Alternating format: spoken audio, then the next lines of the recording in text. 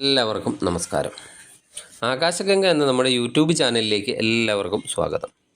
2024 March മാസം, ഉത്രാടം അവസാനത്തെ മുക്കാൽ ഭാഗം, തിരുവോണം, അവിട്ടത്തിൻ്റെ ആദ്യത്തെ പകുതി ഭാഗം വരുന്ന മകരക്കൂറുകാർക്ക് എങ്ങനെയുണ്ട് എന്ന് നോക്കാം.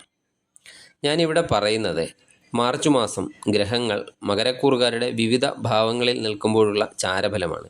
ഇത് പൊതുവായി വരുന്ന ഒരു ഫലനിർണ്ണയമാണ്, അല്ലാതെ ഓരോ വ്യക്തികളുടെയും ജാതക വിവരണമല്ല. ഓരോ വ്യക്തികൾക്കും ഇപ്പോൾ ഏത് ദശാകാലമാണ് നടക്കുന്നത് എന്ന് നോക്കി ആ ദശാനാഥൻ അനുകൂല ഭാവത്തിലാണെങ്കിൽ നല്ല ഫലങ്ങളും പ്രതികൂല ഭാവത്തിലാണെങ്കിൽ മോശം ഫലങ്ങളുമാണ് ജീവിതത്തിൽ അനുഭവപ്പെടുക. മോശം ദശാകാലം നടക്കുന്ന വ്യക്തികൾ ദശാനാഥനെ പ്രീതിപ്പെടുത്തുന്നതിന് വേണ്ടിയുള്ള വഴിപാടുകൾ ചെയ്യുന്നത് ഗുണകരമാണ്. മകരക്കൂറുകാർക്ക് തൊഴിൽപരമായി അനുകൂല കാലമാണ്. പ്രൈവറ്റ് സ്ഥാപനത്തിലോ അല്ലെങ്കിൽ സർക്കാർ സ്ഥാപനത്തിലോ ഒക്കെ ജോലി ചെയ്യുന്നവർക്ക് ജോലിയിൽ സ്ഥാനക്കയറ്റം, അതുപോലെ പുതിയ അധികാരം ഒക്കെ വന്നു ചേരുന്നതാണ്. തൊഴിൽ സ്ഥലത്ത് നേരത്തെ ഉണ്ടായിരുന്ന പല പ്രശ്നങ്ങൾക്കും പരിഹാരമൊക്കെ കണ്ടെത്താൻ സാധിക്കുന്നതാണ്. അതുപോലെ കൂടെ ജോലി ചെയ്യുന്നവരുമായും മേലധികാരികളും ഒക്കെയായി നല്ല രീതിയിലുള്ള ഒരു ബന്ധമൊക്കെ കൊണ്ടുപോകാൻ സാധിക്കുന്നതുമാണ്. തൊഴിലില്ലാതെ ഇരിക്കുന്ന മകരക്കൂറുകാർക്ക് ഈ മാസം ഉറപ്പായും തൊഴിൽ ലഭിക്കുന്നതാണ്. തൊഴിൽ മേഖലയൊക്കെ സമാധാനപരമായി പോകുന്നതാണ്. പുതിയ കരാറുകളിലൊക്കെ ഏർപ്പെടാൻ ഇടയുണ്ട്. കലാരംഗം ഒക്കെ തൊഴിലായിട്ട് പ്രവർത്തിക്കുന്നവർക്കും നല്ലത് തന്നെയാണ് മാർച്ച് മാസം. ബിസിനസ്സുകാർക്ക് ഈ മാസം ബിസിനസ്സിൽ ഏറ്റക്കുറച്ചിലുകളൊക്കെ ഉണ്ടാകുന്നതാണ്. ക്രയവിക്രയങ്ങളിലൊക്കെ ബിസിനസ്സുകാർക്ക് വിജയം പ്രതീക്ഷിക്കാം.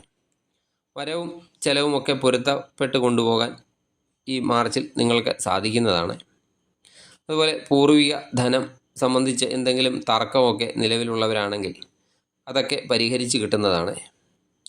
അനാവശ്യ കാര്യങ്ങളിലൊക്കെ എടുത്തു ചാടുന്നത് മൂലം ധനനഷ്ടം ഉണ്ടാകാവുന്നതാണ്. അതും അല്പം ശ്രദ്ധിക്കണം.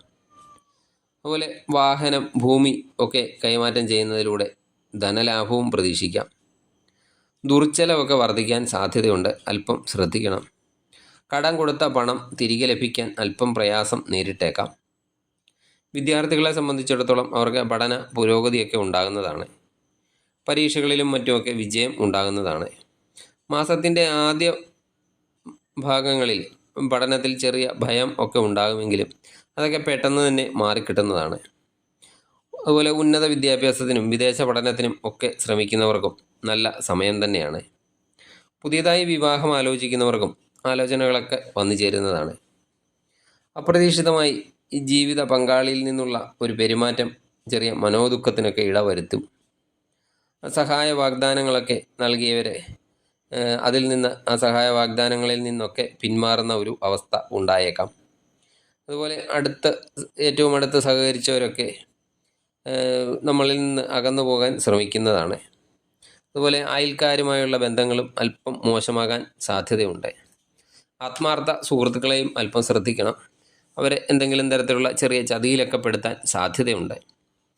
അതുപോലെ വ്യക്തിബന്ധങ്ങളിലൊക്കെ ചെറിയ വിള്ളലുകളൊക്കെ ഉണ്ടായേക്കാം മാർച്ചിൽ. സഹോദര ഗുണമൊക്കെ കൂടുന്നതാണ്. സന്താനങ്ങളിൽ നിന്ന് പ്രശസ്തിയും അതുപോലെ ആദരവും ഒക്കെ ലഭിക്കുന്നതാണ്. ഏതെങ്കിലും തരത്തിലുള്ള രീതിയിൽ കള്ളന്മാരുടെയൊക്കെ ഉപദ്രവം ഉണ്ടായേക്കാം. അതൊക്കെ അല്പം ശ്രദ്ധിക്കേണ്ടതാണ്. ആരോഗ്യ കാര്യത്തിലും അല്പം ശ്രദ്ധിക്കേണ്ട ഒരു മാസമാണ് മാർച്ച് മാസം. കണ്ണ് സംബന്ധമായി എന്തെങ്കിലുമൊക്കെ ചെറിയ അസുഖങ്ങളൊക്കെ ഉണ്ടായേക്കാം. അതുപോലെ അഗ്നി സംബന്ധമായി എന്തെങ്കിലുമൊക്കെ അപകടങ്ങൾ ഉണ്ടാകാം. വൈദ്യുതി, അഗ്നി ഒക്കെ സംബന്ധമായി ജോലി ചെയ്യുന്നവരൊക്കെ നല്ല ശ്രദ്ധയോടുകൂടി ജോലി ചെയ്യേണ്ട സമയമാണ്. ദൈവാധീനത്തിനായി ശിവ ഭഗവാന്റെ ക്ഷേത്ര ദർശനം നടത്തി ഭഗവാന് ജലധാര, കൂവളമാല എന്നീ വഴിപാടുകളൊക്കെ നടത്തുക. അതുപോലെ ദേവി ക്ഷേത്ര ദർശനം നടത്തി കഴിയുന്ന വഴിപാടുകളൊക്കെ ചെയ്യുക. അതുപോലെ ശനിയാഴ്ച ശാസ്താവിന് നീരാഞ്ജനം വഴിപാട് കഴിക്കുന്നതും നല്ലതാണ്. നിങ്ങൾക്ക് എല്ലാ രീതിയിലും നല്ലൊരു മാസമായി തീരട്ടെ മാർച്ച് മാസം എന്ന് ആശംസിക്കുന്നു. നന്ദി, നമസ്കാരം.